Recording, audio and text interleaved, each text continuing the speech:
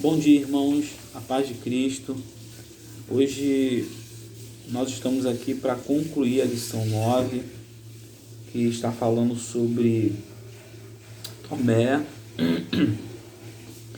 e nós vamos fazer essa conclusão hoje e que Deus nos abençoe. Vamos orar. Deus, nosso Pai, mais uma vez nós te agradecemos por estarmos vivos e de maneira consciente, Senhor, estarmos podendo invocar o Teu nome. Obrigado, Senhor.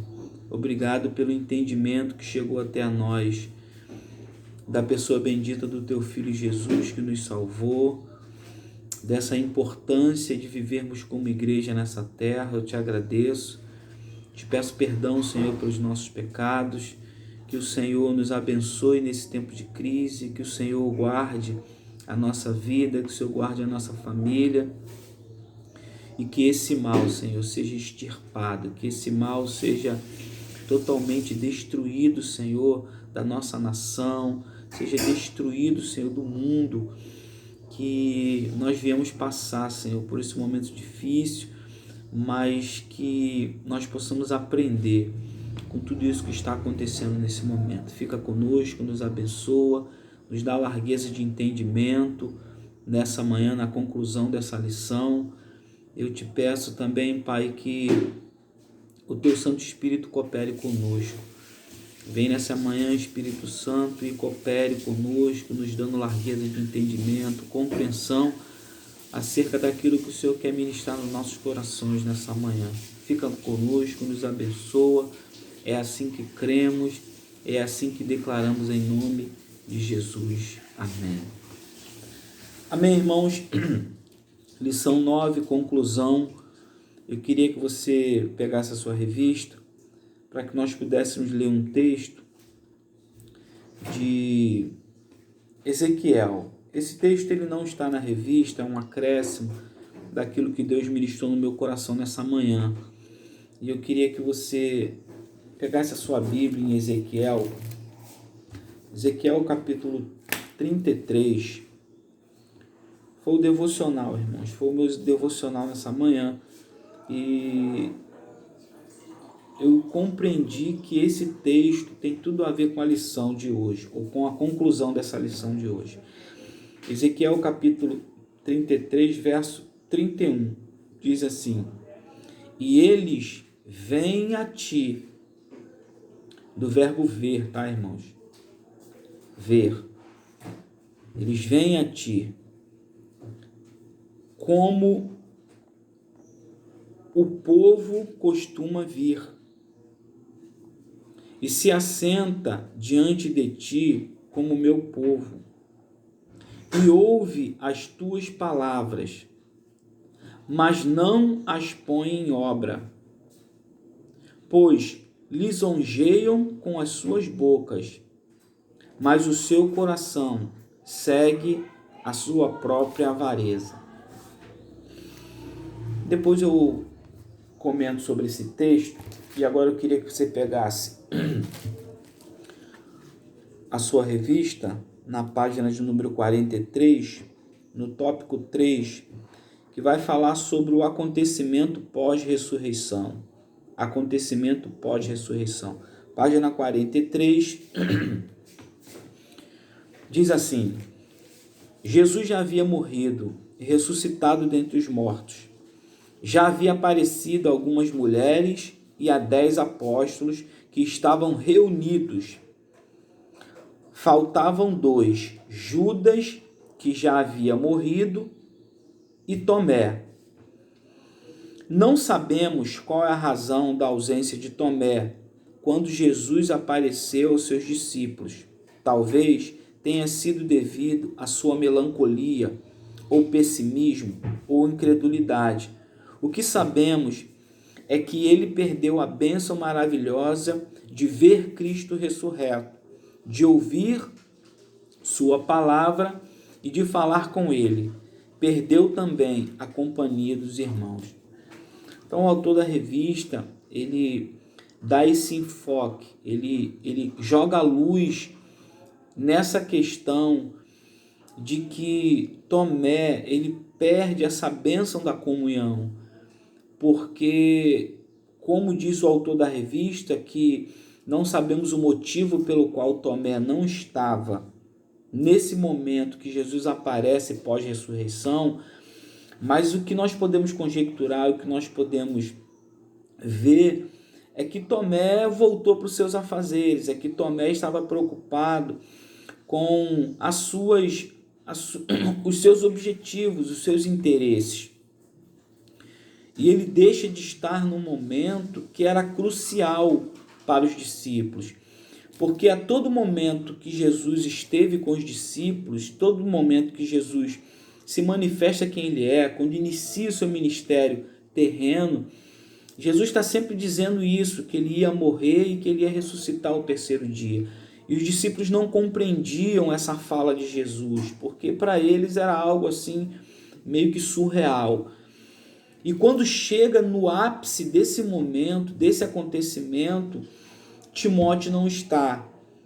E aí o texto que eu li agora em Ezequiel, capítulo 33, verso 31, é justamente o que parece estar acontecendo aqui.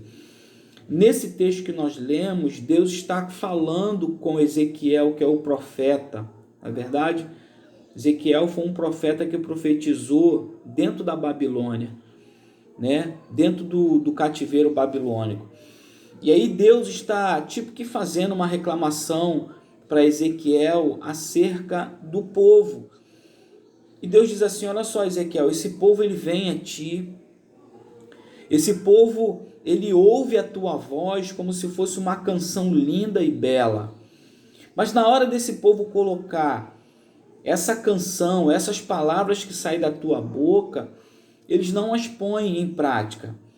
Então, irmãos, é mais ou menos aquilo que Tiago disse na sua carta. Tiago diz que nós não podemos ser tão somente ouvintes, mas praticantes, ou seja, praticar aquilo que a Bíblia nos ensina. Então, o texto de Ezequiel é justamente isso, é Deus dizendo para Ezequiel acerca da nação, que a nação ia até o profeta, eles entendiam que o profeta era um homem levantado por Deus para trazer uma palavra para a nação que estava vivendo esse tempo de opróbrio, esse tempo de dificuldade, esse tempo de cativeiro. Eles compreendiam, eles entendiam que Ezequiel ele era um profeta de Deus. Ele ministrava a palavra segundo o coração de Deus. E eles ouviam de bom grado, eles paravam para ouvir Ezequiel. Mas na hora de pegar tudo aquilo que Ezequiel dizia para eles da parte de Deus, eles não colocavam em prática. Então é por isso que Deus declara. Vamos ler mais uma vez. Olha só o que Deus está dizendo para Ezequiel, mais uma vez. Ezequiel 33, verso 31. E eles vêm a ti, como o povo costuma vir, e se assenta diante de ti como meu povo, e ouve as tuas palavras, mas não as põe por obras. Ou seja, eles te ouvem, eles vêm a ti, eles te reconhecem como meu profeta, eles te reconhecem como um homem que foi levantado por mim para falar o coração deles. E eles te ouvem, eles param, eles te ouvem, eles gostam da tua palavra, porque eles sabem que a tua palavra é uma palavra que não vem do teu coração, mas vem do meu coração para o teu coração, Ezequiel. Mas na hora deles fazerem a lição, na hora deles concluírem, na hora deles fazer o que é certo, eles não fazem, eles não põem em prática. Então, transporta isso que Deus falou para Ezequiel e para a nação que estava dentro do cativeiro para a vida de Tomé. Tomé conviveu com Jesus durante 3 anos e Jesus está dizendo a todo momento que ele ia morrer, ele ia ressuscitar. Então Tomé gostava muito de ouvir o que Jesus dizia. Aquilo que Deus falou para Ezequiel: ó, esse povo gosta de te ouvir, eles te reconhecem como profeta, mas na hora de colocar em prática aquilo que você ensina para eles, da minha parte, eles não põem em prática. Então a mesma coisa que aconteceu na vida de Tomé. Ele ouviu Jesus por 3 anos, Mas na hora que as coisas acontecem de maneira real, na hora que Jesus ele se manifesta ressurreto, Tomé não está nesse momento, porque Tomé está vivendo a sua vida, Tomé está preocupado com seus afazeres. Tomé tinha um objetivo na vida e ele queria viver os seus interesses. E fazendo a aplicação para mim e para você, é muito pertinente essa palavra. Por quê? Porque hoje é justamente o que acontece conosco. Nós gostamos de ouvir a palavra de Deus. Nós gostamos de estar na igreja junto com os irmãos. Nós gostamos de cantar louvores a Deus. Nós gostamos de estar na comunhão do corpo. Mas no nosso dia a dia, quando nós devemos manifestar Cristo na nossa vida, ou seja, na hora que nós precisamos colocar em prática tudo aquilo que nós aprendemos na palavra de Deus, nós não colocamos em prática. Então, Tomé, na verdade, ele é uma caricatura bem parecida dos cristãos de hoje. Porque, irmãos, quantos de nós temos incredulidade como Tomé? Eu falei isso na aula passada. Muitas das vezes nós desacreditamos, mas não com palavras contundentes, né? Nós não chegamos abertamente e declaramos: olha, eu não creio em Jesus. Olha, eu não creio no que a Bíblia diz. Nós não fazemos dessa maneira, mas as nossas atitudes e as nossas ações mostram a incredulidade que nós temos. Então Tomé, ele vai viver a sua vida, ele vai se preocupar com aquilo que era o seu interesse.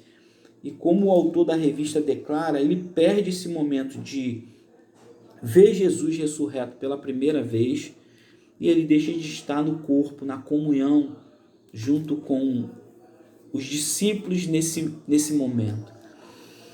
E eu queria que você passasse aí a revista agora, na página 44, e nós lêssemos o primeiro parágrafo da página 44, que diz assim, ó: não era necessário colocar o dedo nas feridas.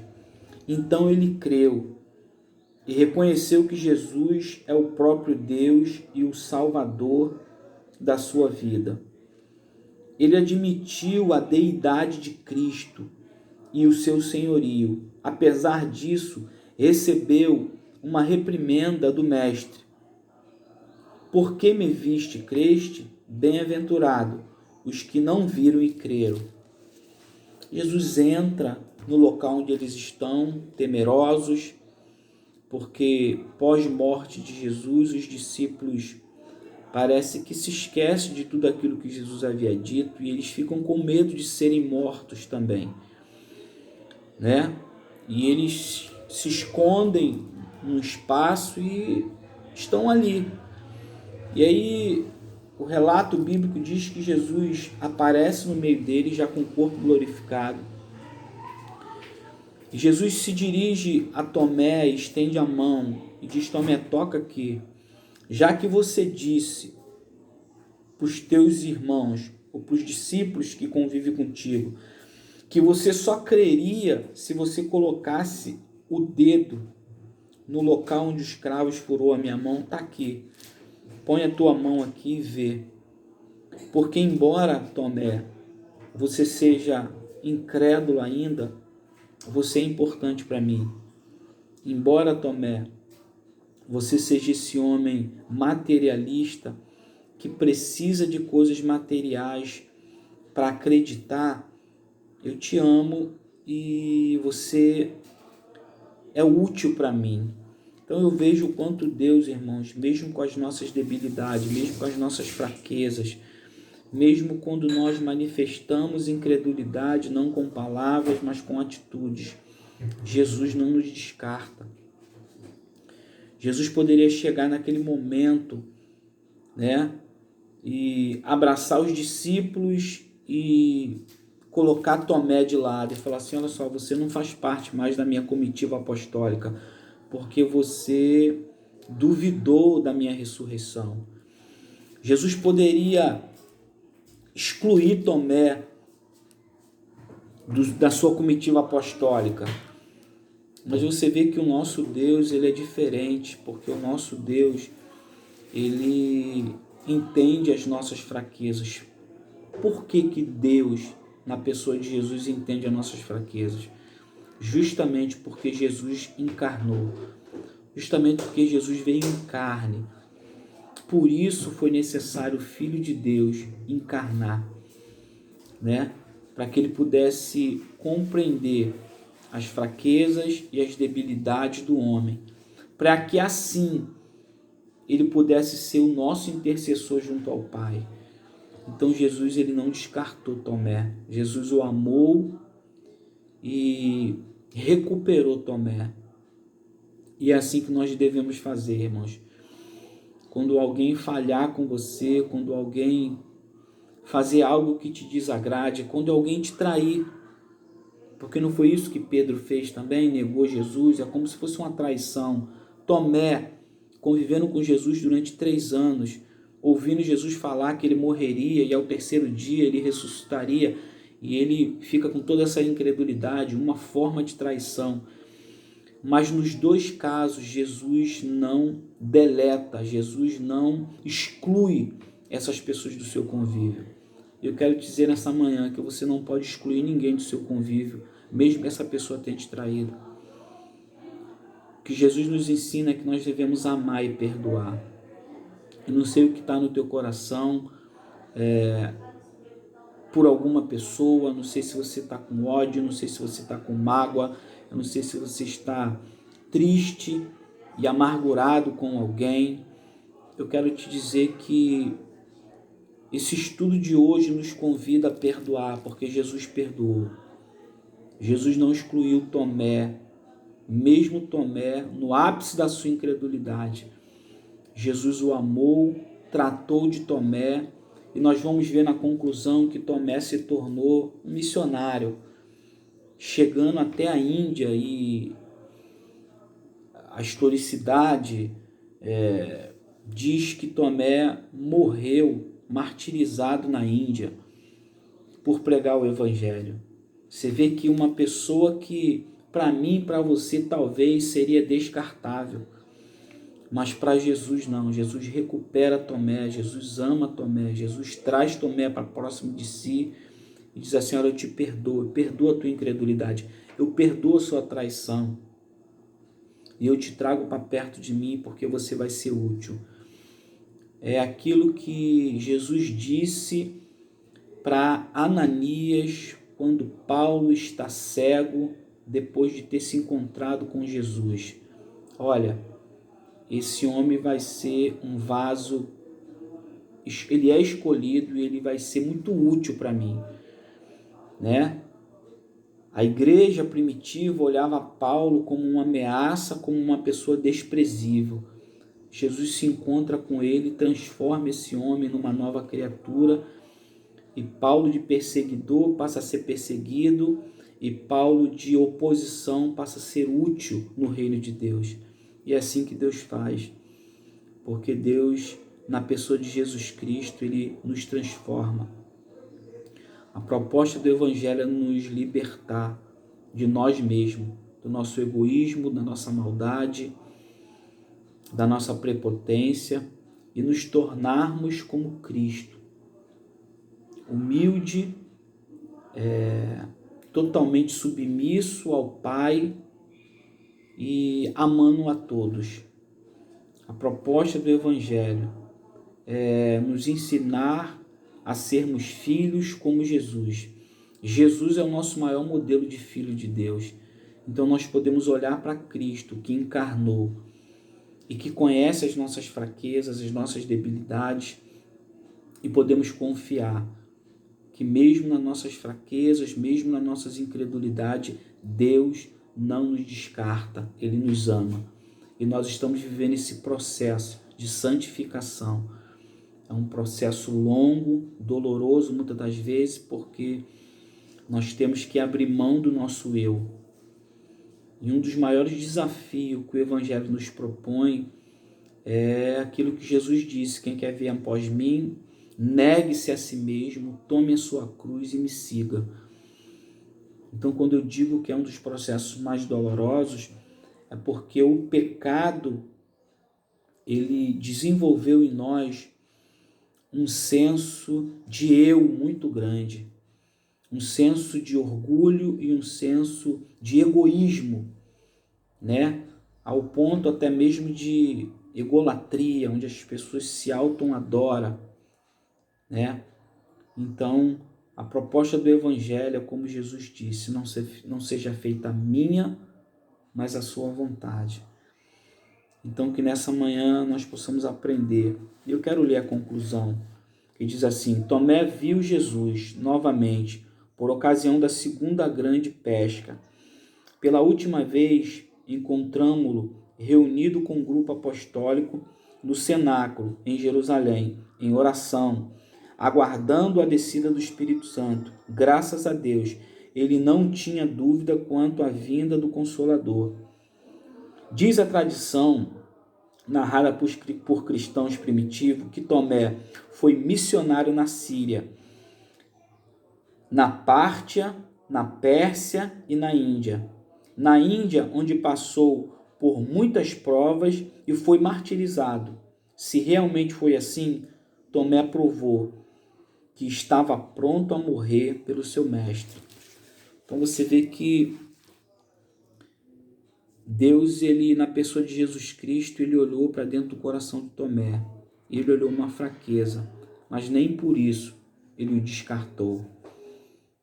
Que nós possamos aprender com o exemplo de Jesus Cristo a não descartar ninguém, mas amar as pessoas mesmo com as suas imperfeições e fraquezas, porque nós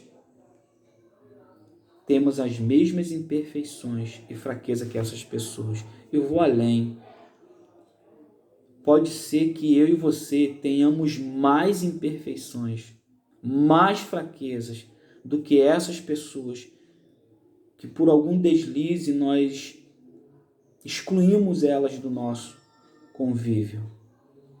Então, assim como você quer que as pessoas te olhem com misericórdia, olhe também para as pessoas com um olhar de misericórdia. Jesus disse aos discípulos: assim como você quer que os homens façam a você, façais a eles primeiro. Ou seja, você não quer receber o bem das pessoas, você não quer receber o amor, você não quer receber o carinho, você não quer receber o perdão, você não quer ser aceita. Libere perdão, aceite as pessoas. Tenha misericórdia das pessoas como você quer que as pessoas tenham misericórdia de você. Esse é o ensinamento do Evangelho.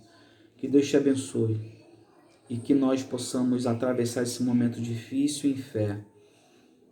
Só relembrando, hoje o nosso presidente, ele nos convocou a um jejum.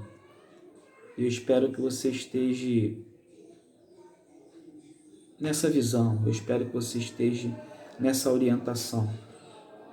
Paulo disse à igreja que nós devemos obedecer às nossas autoridades e que não existe rei, não existe autoridade, você gostando dele ou não, que não tenha sido levantado por Deus.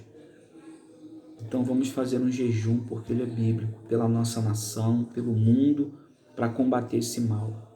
Que Deus te abençoe em nome de Jesus. Amém.